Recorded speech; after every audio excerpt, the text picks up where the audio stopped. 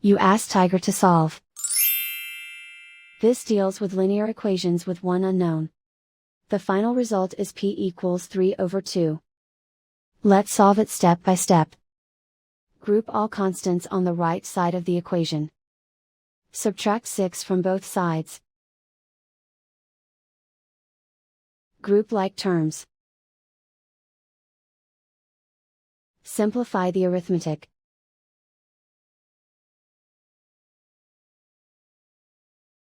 Isolate the p.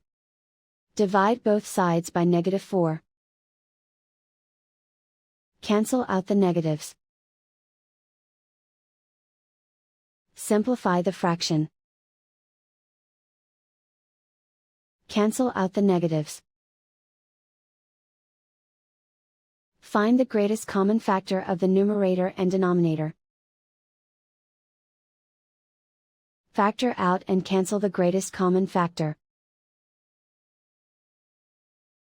And so the final result is p equals 3 over 2.